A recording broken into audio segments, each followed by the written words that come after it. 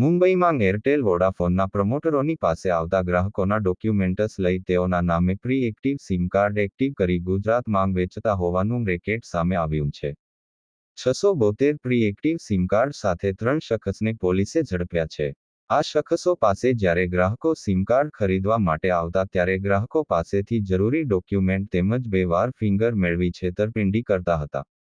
ત્યારબાદ 1 થી 2,000 સુધીની રકમ પડાવીને વેચતા હતા.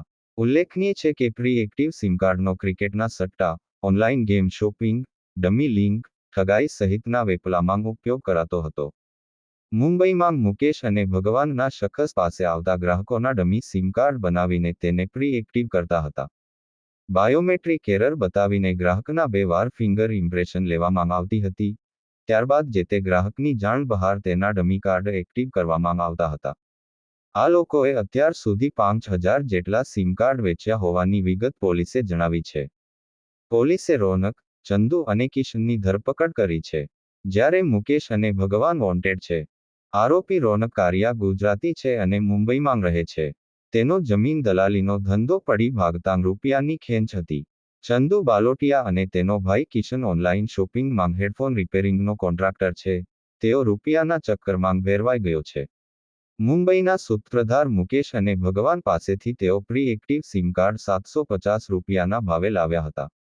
સુરતમાં એક સિમ પર 400 કમિશન લઈ 1150 માં વેચવાના હતા.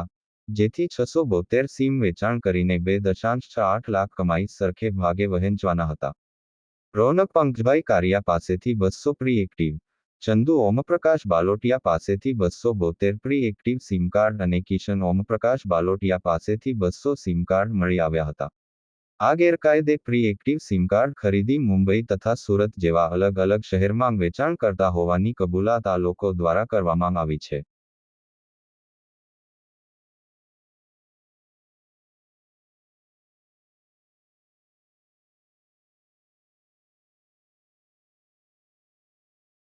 સુરત શહેરના સારોલી પોલીસ સ્ટેશનમાં ફરજ બજાવતા 2 પોલીસ કર્મચારીઓ યશપાલસિંહ અને પ્રતાપસિંહ આ બંનેની ઇન્ફોર્મેશન મળી હતી કે મુંબઈથી કેટલાક વ્યક્તિઓ પ્રી એક્ટિવેટેડ સિમ કાર્ડ વેચવા માટેનું આયોજન કરી રહ્યા છે. તે માટે તેઓ એક ડમી ગ્રાહક ઉભો કરી અને પછી આ મુજબનું એક આયોજન કર્યું હતું કે જેમાં આ પ્રી એક્ટિવ સિમ કાર્ડ વેચવા માટે લોકો મુંબઈથી આવનાર હતા.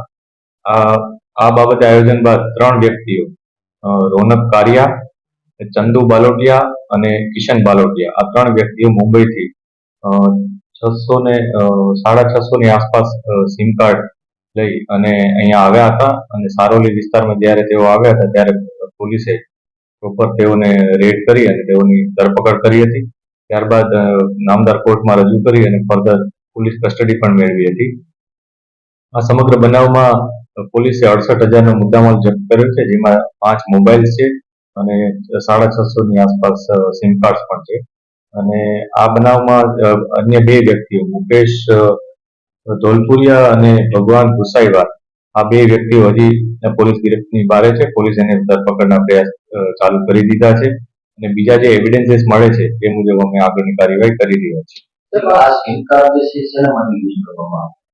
આ પ્રી એક્ટિવ સિમ કાર્ડ છે કે જેમાં કોઈ ગ્રાહકે પોતાનું સિમ કાર્ડ જ્યારે લેવા ગયા હોય ત્યારે તેઓ એવું કહીને ત્યાંના માણસો એવું કહીને કહેતા હતા કે ભાઈ આ બાયોમેટ્રિકમાં પ્રોપર તમારું સિમ કાર્ડ કનેક્ટ થયું નથી એટલે ફરીથી તમારે આ બાયોમેટ્રિક આપવું પડશે એમ કરીને સેકન્ડ વાર બીજી વાર જ્યારે બાયોમેટ્રિક યુઝ કરાવતા હતા ત્યારે તેઓ આ પ્રકારનું એક નવું સિમ કાર્ડ જનરેટ કરાવી શકતા હતા અને આ સિમ કાર્ડને પ્રી એક્ટિવ કરી અને તેઓ અન્ય કોઈ પણ વ્યક્તિઓ કે જે લોકોને કોઈ પણ કારણસર કે જેમાં પોતાની આઈડેન્ટિટી છુપાવવી હોય અથવા અન્ય કોઈ પણ કારણસર આવા પ્રકારના સિમ કાર્ડ જેને યુઝ કરવા હોય તેને તેઓ વેચતા હતા અને આની કિંમત પણ તેઓ નોર્મલ કરતા વધારે જનરલી રાખતા હોય છે. કેમેરામેન સાબિર અલી સૈયદ સાથે કાદિર શેખ, કર્તવ્ય ગુજરાત ન્યૂઝ, સુરત.